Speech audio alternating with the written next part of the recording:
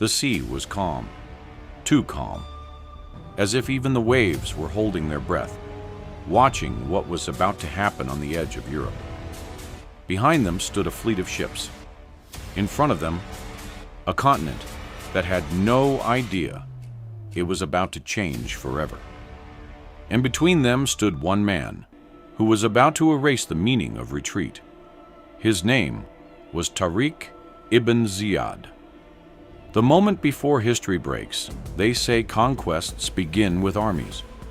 But this one began with a silence so heavy, it felt like destiny itself was waiting for permission. Across the narrow strait, the land of Iberia stretched like a sleeping giant. Visigoth kingdoms divided by greed, corruption, and internal war. An empire standing, but already cracking from within. To them, the sea was protection. To Tariq, it was a doorway. And he was about to walk through it. The landing that should not have happened in the year 711, Tariq crossed the strait with a small army. No grand invasion force, no unstoppable empire behind him, just discipline, faith, and momentum.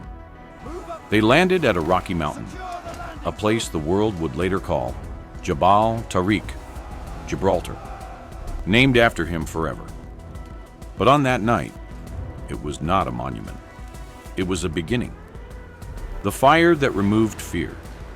When Tariq's army reached the shore, something strange happened. There was no celebration. No retreat, no doubt, because Tariq looked at the ships behind them and gave an order that would become one of history's most terrifying decisions. Burn them. Cut the Flames ropes! rose To the water, night quickly! sky. We are Wood under cracked, attack! metal twisted, smoke swallowed the horizon. And in that moment, something psychological broke inside every soldier watching. There was no return, no escape, no safety, only forward.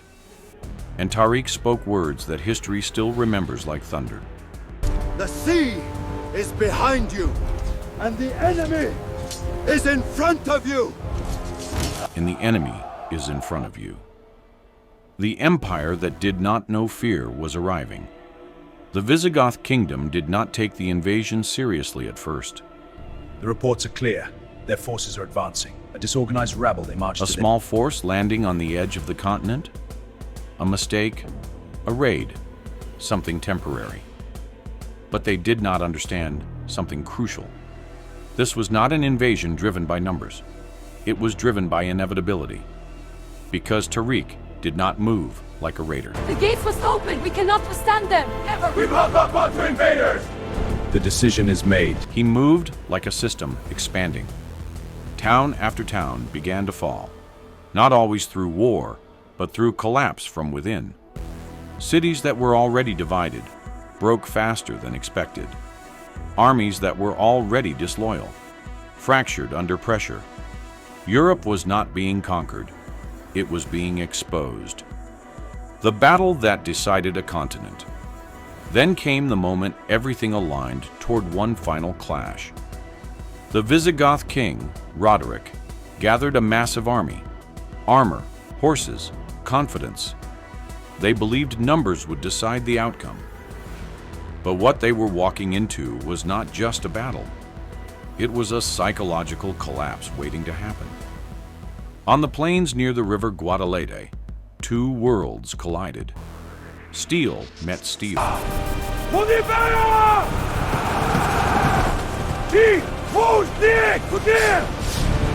Dust rose like a storm swallowing the sun. For hours, neither side fully broke.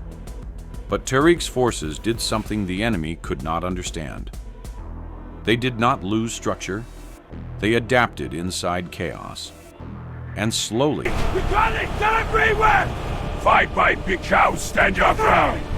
the Visigoth army began to fracture. Not from one strike, but from total collapse of control. When the dust finally settled, the Visigoth kingdom did not just lose a battle. It lost its future. The speed of an empire in motion. After that day, Europe changed faster than anyone could respond. Flies. This alliance shatters under The weight of conquest. Cities surrendered. Alliances collapsed. Leadership vanished. betrayal! This will bring ruin! Within years, vast regions of Iberia came under new rule.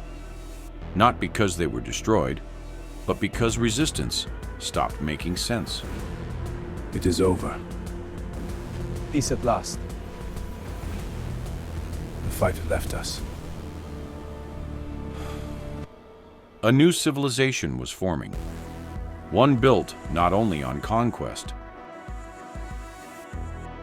but on administration, culture, knowledge, and expansion. In wisdom. Judges, raise Manus to Nullis. What started as a landing on a rocky shore became one of the most advanced societies of the medieval world. But Tariq himself did not behave like a conqueror in stories. He did not crown himself. He did not build a throne. He did not chase immortality. He moved forward like a man who understood something others didn't. That he was not the center of the story. He was only the beginning of it. Orders came, territories expanded, governance began, and then, quietly, Tariq faded into the background of history. Expand the borders, cities. Messages from the frontier, my lord! Justice is served. The empire endures. Because empires are not always built by those who sit on thrones. Sometimes, they are built by those who cross impossible seas and never look back. Europe would never forget what happened next. A new cultural force entered the continent. Science, architecture, mathematics, philosophy.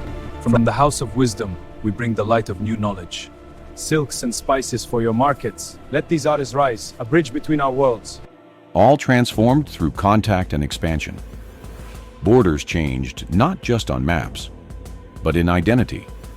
And it all began with a single decision on a silent shore. Burn the ships. Move forward. No return.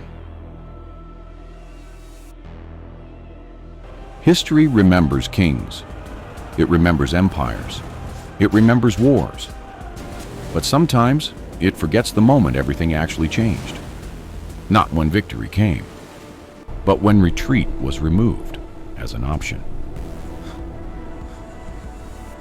And that night at Gibraltar, a general named Tariq ibn Ziyad did not just cross into Europe.